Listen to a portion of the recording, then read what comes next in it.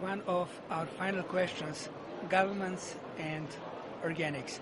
In the United States, you come from US. Yes.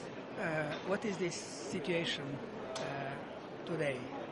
Well, we have a national program for organic in the United States. I think that government program, a USDA, United States Department of Agriculture.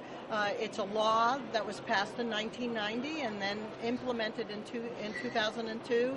USDA approved certification organizations. They work to ensure that people are following the standard, and then they are allowed to use the seal to identify their product in the marketplace, and it's actually seen worldwide.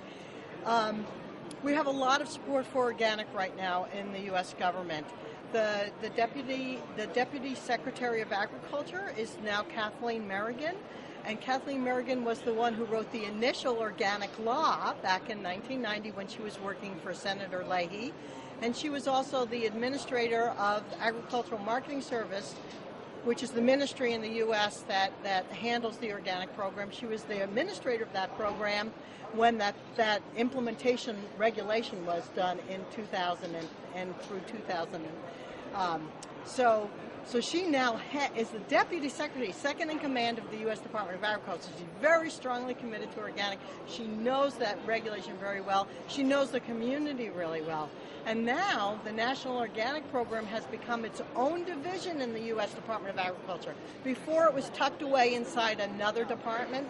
Now it's become its own department and has its own head, a division head or a minister, and that person has been, for 20 years, had been the head of one of our state organic programs. So he was the Washington State Department of Agriculture Organic Program Manager, and now he leads the National Organic Program Department within USDA. So we have good, well-experienced people in organic, and in the budget, our Congress has recognized the importance of organic, and we're getting much more money to help farmers, for research money, to do statistics gathering and market reports. So this is good news for not only for U.S. but for the world. It is very good news. So we're very happy right now in the United States. How many national organizations do we have in U.S. organic?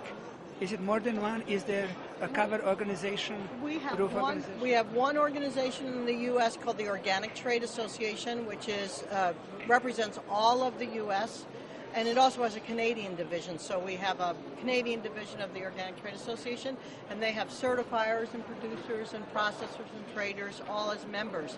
And then throughout the U.S., there's regional and local farmer groups that still exist. So there's many of those and everyone does work together underneath the umbrella of the national group. Harmonization of standards and equivalence.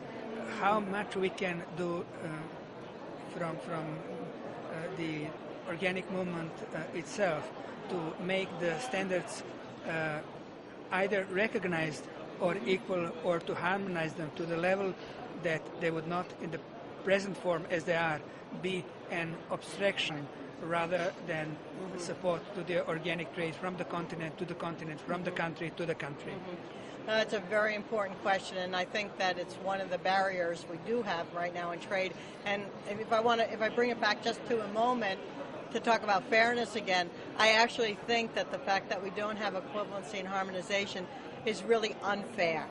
It's unfair in the North, and it's definitely unfair in the South and in developing countries, that there are so many requirements to get into different organic markets, and so many layers of certification and inspection, fair trade, organic, biodiverse, all these things.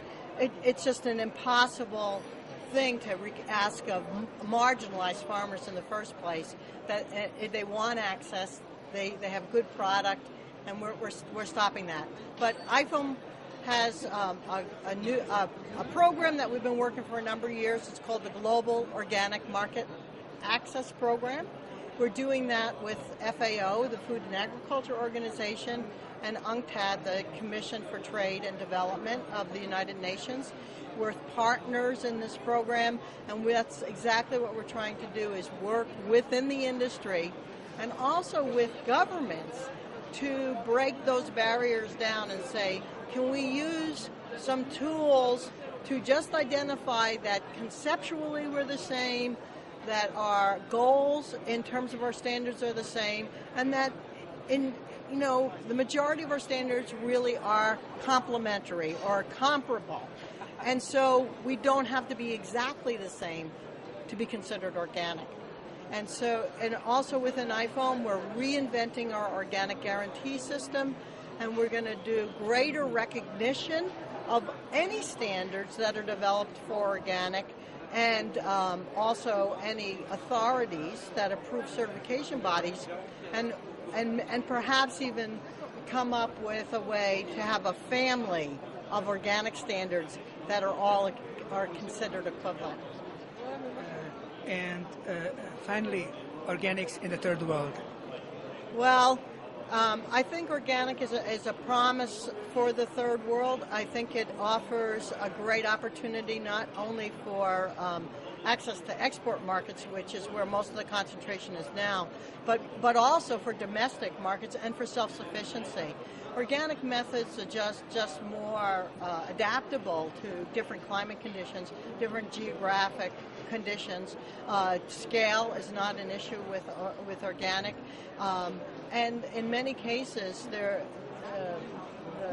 people in developing countries in the third world, they have good natural resources, but they just don't have access sometimes to land or seed or water, and they're not being given the tools or training that they need to actually understand that they don't have to adopt pesticides and herbicides and chemical-based fertilizers to compete in the marketplace, but that they can use their traditional knowledge with organic knowledge and really be able to support themselves, have good domestic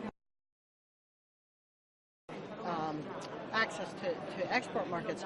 And I think that all the traders, all the retailers that sell products, and even all the consumers to a certain extent, the consumers need to push their traders and their retailers to say that it's our responsibility to do that training, to help provide that access, and to help the third world have their own self-sufficiency, and therefore an opportunity for livelihood, export livelihood, but not to say just grow for us in the developed world, but first think about how what you're going to do is going to be able to support you, your family, your community, and then that community can support perhaps opportunities in the export markets. And the very last question, what would be your message to the Serbian farmer? You may not be acquainted with the Balkans to a degree that you are with the EU and United States, which is the major organic force and has been for so long. Still, your message to the Serbian farmers? Wow.